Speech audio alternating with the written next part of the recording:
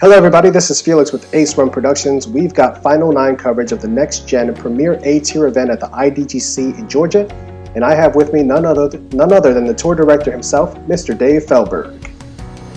How's everybody doing today? All right, Dave, so this is your baby, your big premier event. Tell us what's going on with Next Gen and what we can expect. Well, this is a Next Gen Premier event. The winner is guaranteed a spot at the National Championships in Austin, Texas, the first $100,000 amateur event, $50,000 cash, $50,000 in packages and prizes. And this is our second time at IDGC. 2 years ago, so we held one here, and we thought we'd have another one here, being the fact it's the home of the PDGA. And we're excited to have one here. It's a very exciting place to play disc golf, and it's a very interesting field we have here with, a 47-year-old player playing against a 14-year-old player. Yeah, definitely youth versus experience on this one. We're going to see who comes out on top. It's going to be an interesting battle. We've got our local Eric Lund from the Augusta area, and you can see Mr. Jacob Monn coming in with a one-stroke lead on Tom Mac Garrett.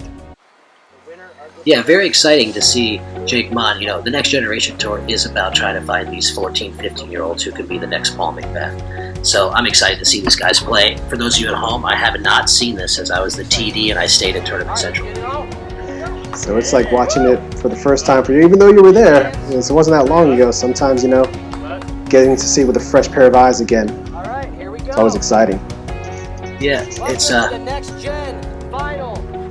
Oh, there's myself talking over myself. That's pretty funny. Well, that's all right. You're just introducing the players here. Team first. So up first here, it looks like we have the kid Jake Monn, 14 years old. South Carolina. This is a par 3. I know there's a lot of baskets in the way, but I decided to make kind of a safari course around the IDGC Center so that people could watch. It's a hot day, and I just wanted it to be something different. So he's playing past the first 2 baskets to the red basket in the distance. Plays probably about 340.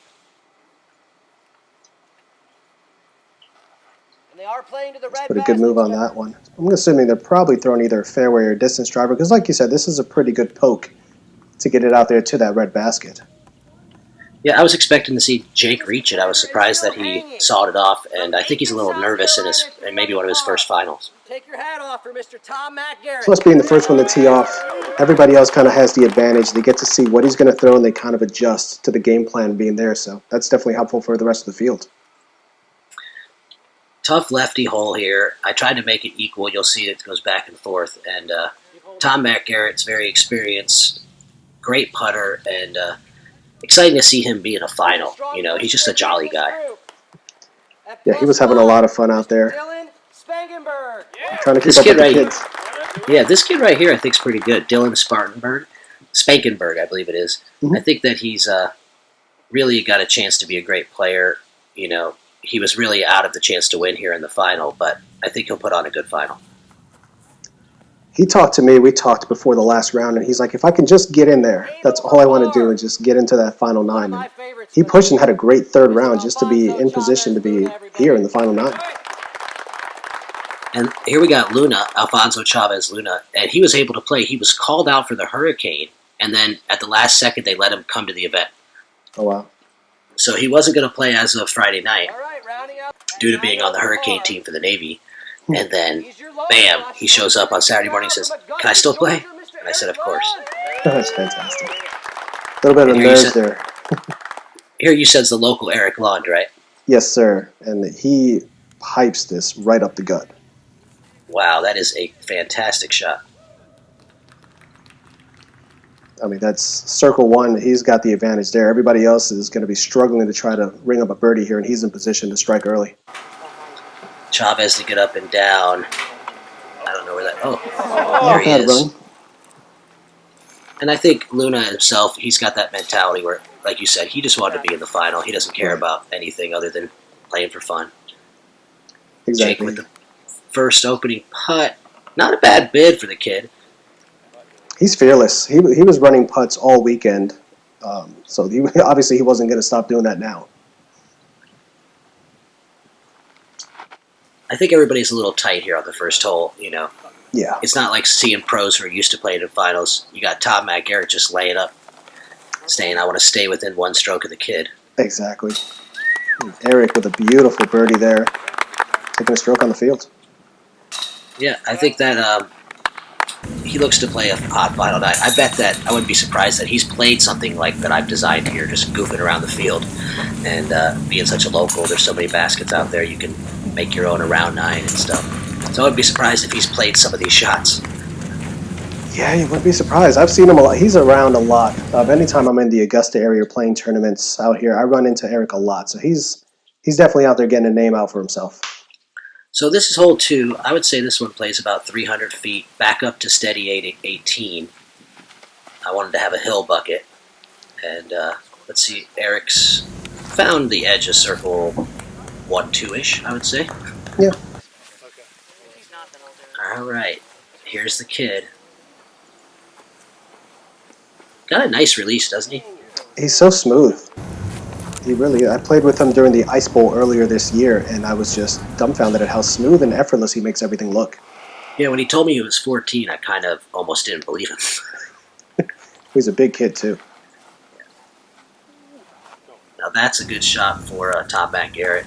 And anytime he's within spitting distance of the basket, you might have a chance to make it. Yeah, one of the side events you had here was the putting contest, and Tom was just, during warm-ups and practice and then the actual putting event, he was just banging everything within 45, 50 feet. It was crazy. Yeah, I didn't realize he was such a good putter, but I talked to some locals like Scotty Odom and Josh Childs, and they told me, no, he's been around a while, and he's always been a great putter. Definitely shows. Fonzo's got a long look. Think he's got this one? That's a circle 2 putt. You know, he's not taking very much time. I don't know if he's really into this final night. You know, I think he's just going through the motions. I don't know if it's that or if that's just his natural playing style. He gave it the good speed. He just missed it left. Just, kind of fast. Maybe he's nervous. I'm surprised Jake laid that up too, everybody. I know that he's trying to play strategically, but, when you're playing for a title, you got to try to make stuff. Yeah. Bam. And there's his skill. That's it. Solo birdie, ties the kid up after 2. Now we're going to have a match. Yeah, he sees the opening. And Jake laid that up, and right as he said it, he said that really hurt to lay it up. And his mother was caddying for him, and she's in the background just like praying for him to lay it up, which he did, but it cost him a stroke. Yeah, sometimes it's a smart play. And, if you still have 7 holes to play, so it didn't cost him the event or anything, but he's definitely opened the door and gave his competitors some light. All right, so there you see it at the top. Jacob and Tom Mack are now tied at 198 each. So we've got a battle.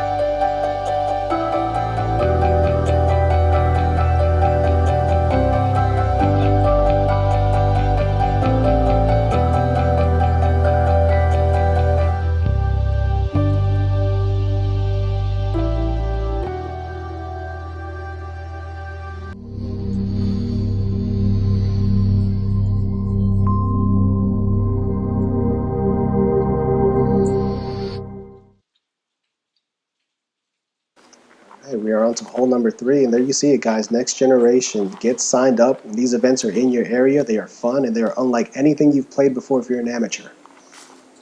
Yeah, when we first came up with this, everybody at home, I know it's confusing that we've switched it every year, but what we're trying to do is find something that works for the amateurs where they can play a tour nationally against everybody in the country and then be rewarded at the end with more than just a stack of plastic like they always are. And, it'll take us a few years to finally get it kinked out, but I think this format of points and sending just the winners of events to the championship and then the top pointers in each region is the way to go. And I hope that people will take the time, to read through our new literature and understand about all the changes. One big change is we have 10 brands on the tour now, when it was used to be 1 brand tour. So I think that's a big change. And the fact that we're paying cash instead of cars. The reason is because the car was a great prize, but only 1 kid left with something, and we wanted everybody in the top 20 to leave with something memorable. So, yeah, absolutely. And I can tell you from experience, having played in this event, the value that you're getting for what you're paying versus what you're getting out. The players' packs, besides the atmosphere, obviously, the payouts at the end, catered events. These are just, like I said, I've played a bunch of amateur events. This is top level and something that you're not used to as an amateur. It really does make you feel really like a pro. Yeah, that's what we're trying to do. You know, when I go to pro tournaments, they feed me, they take care of me, they treat me good, and that's what I was trying to do for these players. You know, we had a Flying Biscuit Cafe locally take care of us and catered food both days, and you know, just had them play the professional long tees so they can get a real feel for what it's like. And Jake there, making a strong run there, you know, but leaves himself behind the basket. Can Tom Matt Garrett take the lead after 3? This is a long putt. It's got to be circle 2 coming up here. Man, that guy's good. He's, That is a nice one. I I don't think I would have made that putt. Especially with that pressure, that's not. And that, again, that goes to youth versus experience, like you said. Jake missing it a little bit right, little long. Eric missing that one short. But Tom steps up and just drills it. Yeah, he's definitely got that skill. I wonder, you know, how long he's actually been playing. I would bet 20 years. Yeah, he's got that poise. Oh, Dylan, I'm surprised about that. I'm sure he didn't like it. One thing is I got him playing on about 10 different baskets here, so yeah, it's very difficult as a player to switch from basket to basket. Each basket catches a little different. very true. I think that was just a little bit of rushed and a little bit of nerves there, but he'll clean it up. So we're going to head to hole 4. And it looks like Jacob Monn has lost the lead to Tom Matt Garrett. And Tom's got him by stroke. I think Mom's getting nervous. Let's see how the kid reacts here. Hole 4, this is a tight tunnel. This is playing, what, probably 280-ish? 280 pipe dream. That's what I designed it. Yeah. And tough lefty hole for sure, so Tom Mack got a bad kick there. But I'd like to see the righties pipe this and get a look. It's almost like a forced flex, or if you have a little hyzer flip up the middle. Wow, everybody's hitting a tree. Yes, Maybe I made tree. I might have made it too tight. Yeah. Yeah, you've really got a pure one to get through this gap here. He does throw well. I can't imagine what this kid's going to be like in 4 or 5 years. That's a look. Good toss. That's about as smooth as you can get, and that's a really good look. Let's take a look at the reverse slow-mo here. Just perfect timing on the throw. Look how flat that is. Yeah. It kind of reminds me of a young Jesper Lundmark from Sweden.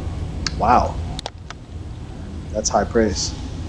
Yeah, it just has that build, and the way the disc leaves his hand, it's just like it's floating flat already out of his hand. Yeah. It's not jerked, you know. Absolutely. There's nothing forced about it. Chavez going a little bit early there on the left side. Surprised about the sidearm here, but maybe not confident with his backhand hitting the gap. It's going to end up, pretty much everybody ended up on that side besides Jake. This is a good run at it. Very aggressive, actually. I don't know if he meant to go that aggressive, but it worked out for him. Tom Mack just needs to get up and down and force the kid to make it. Right.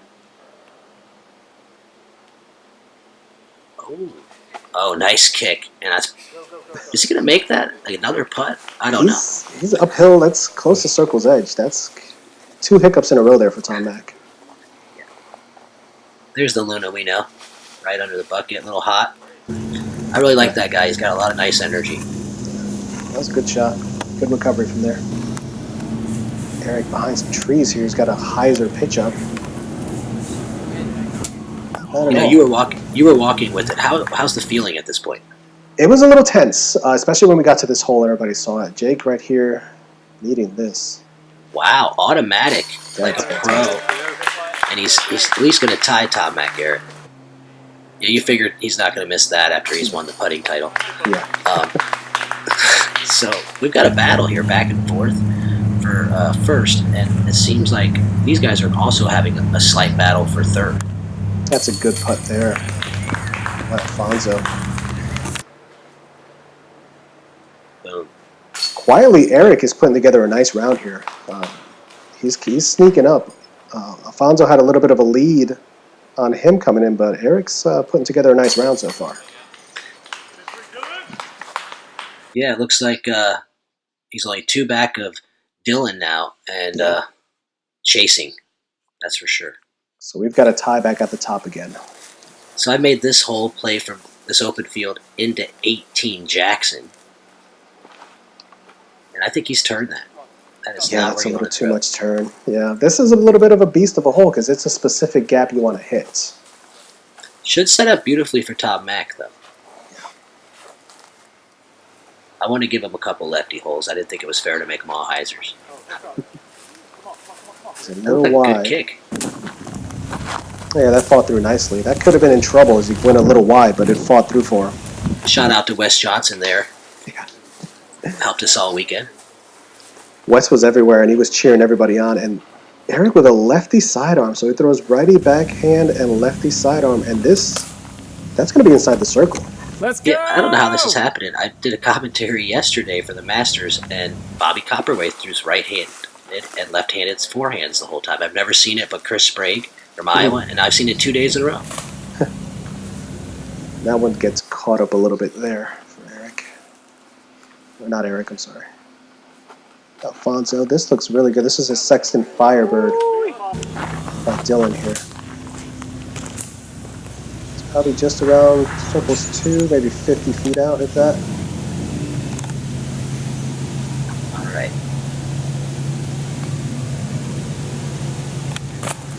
Beautiful approach. Yeah, he's just so smooth. I didn't realize he was this smooth because I didn't see it in person. It's Alfonso chipping back in. Tom with a little bit of work to do. He's a little bit pinched, especially being a lefty. He doesn't have an easy hyzer at it if he goes righty here.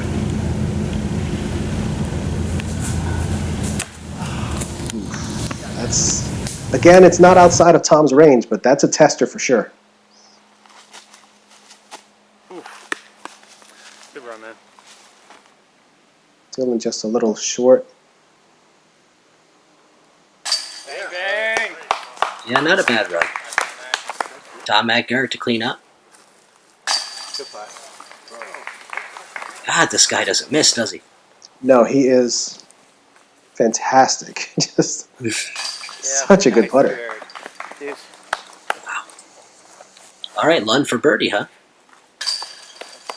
He's got it. Oh, yeah. So he's now only one stroke back for third.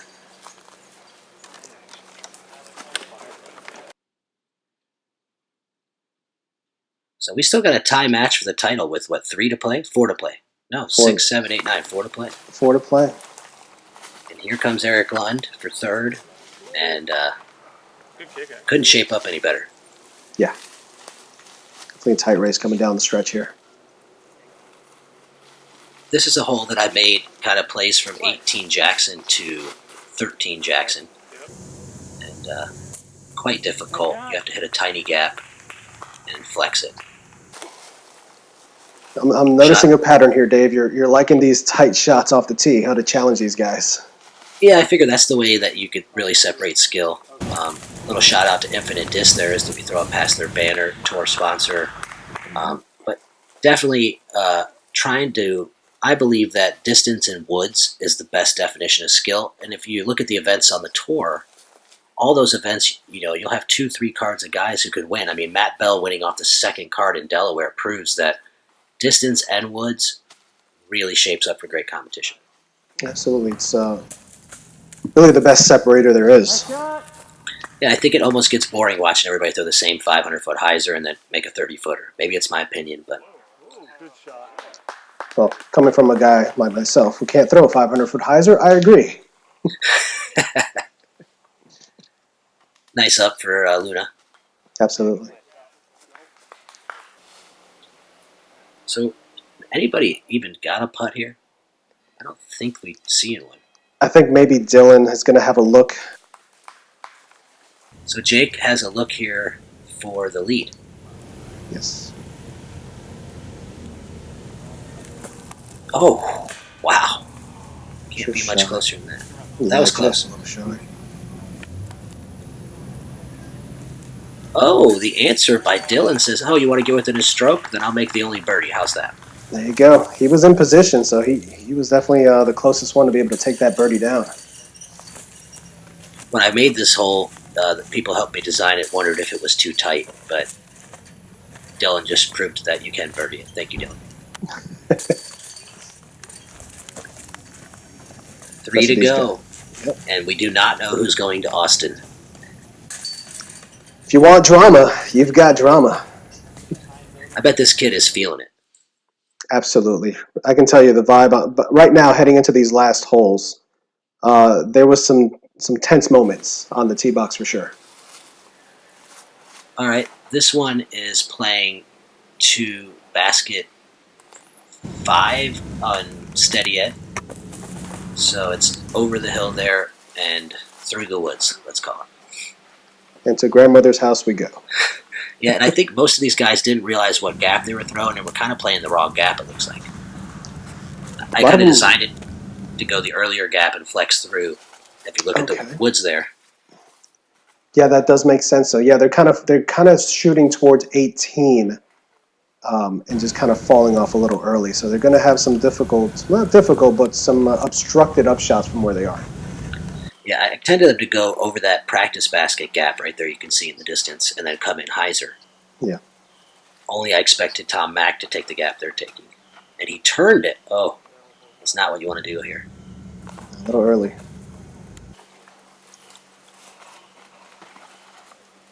Yeah, I just don't think anybody, that's the other part. I'll take some blame here as a TD.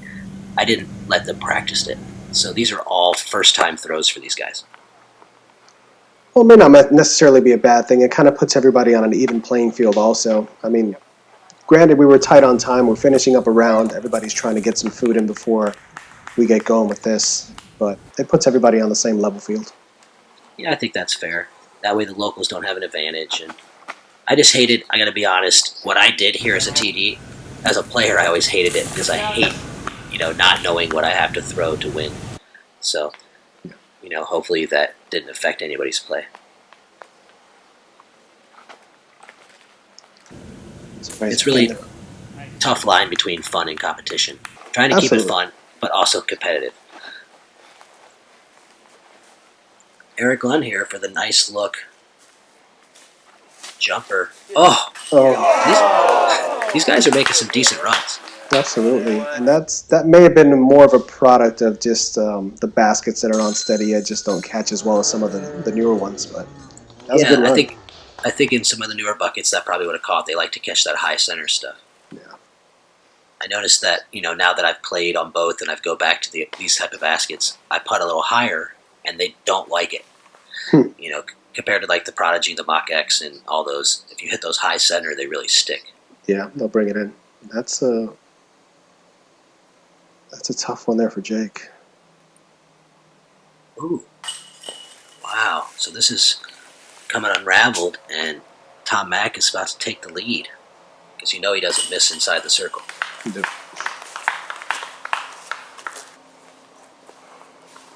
So he played the wrong gap, and it did cost him.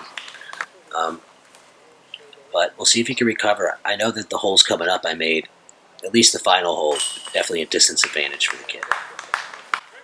Yeah, 8's going to be more of a technical shot, but 9 will play to Jake's strengths for sure. Yeah, 8 coming up, I was playing from right behind this bucket. I found a tunnel that plays down to hole 1 on steady ed. And it looks like Dylan's got a 2-stroke lead on Lund now. And we've got a battle for third, a battle for the title. Like I said, it's tight from start to finish here. So these guys all have something to play for. Besides, like we said, you get your players pack, which is awesome, but you're also getting payouts. And these guys are trying to go to Austin and get as many points as they can to get them as close as they can be. Right, yeah. Besides the winner, the top players in each region will get invited. And for those players who don't even want to go to nationals, there's the online payout that everybody who plays in our events is entered in. So all these players are in an online $30,000 payout per division in their region and nationally, and they're gaining points. They'll get payouts at the end of the year. Even if they don't want to leave their area, they'll still be able to go online and collect some nice prizes on top of the payout at the tournament. Yeah, that's fantastic.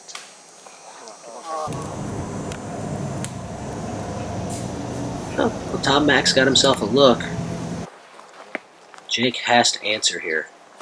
Yeah, he's got to throw a good shot here.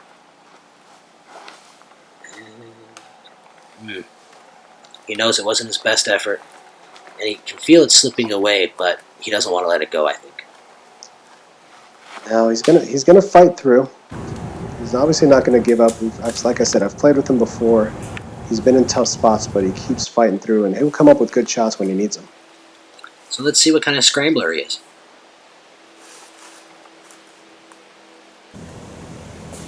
Obviously a good one. Good job. That works. That works. Dylan to maintain his position.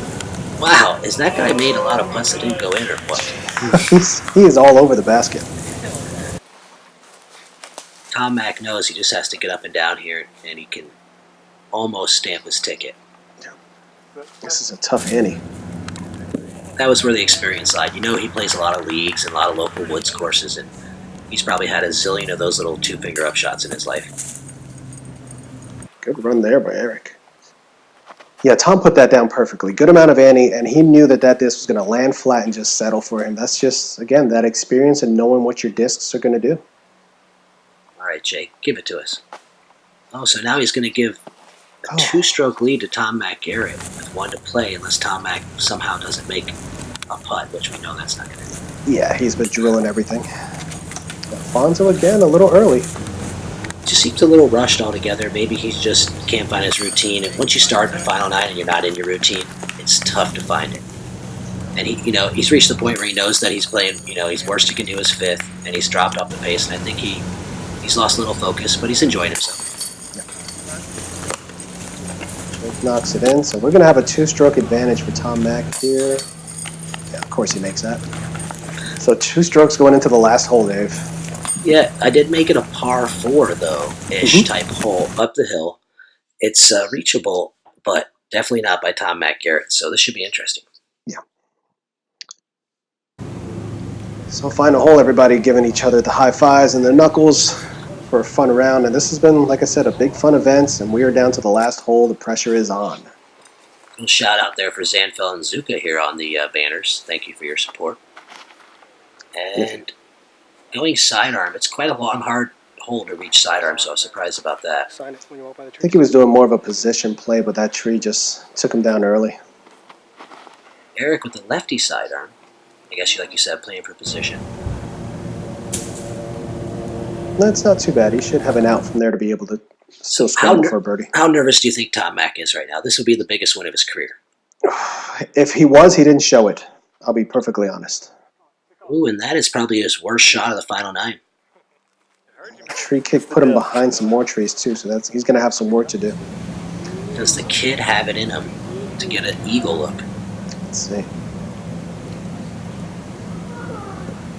Oh, and that's about as good as you can throw it. Straight up the hill. I think it's about 40 feet. Yeah, that's going to be, he's going to have a look for there. It's going to be a jumper, but he's going to have a look for sure. And he's been aggressive all round, all throughout the tournament. He's not going to stop now in the last hole. There we go. Luna with the ripping sidearm. Wow. Nice And you can see the crowd up there. There I am, waiting for everybody to come up. He's gone past the basket.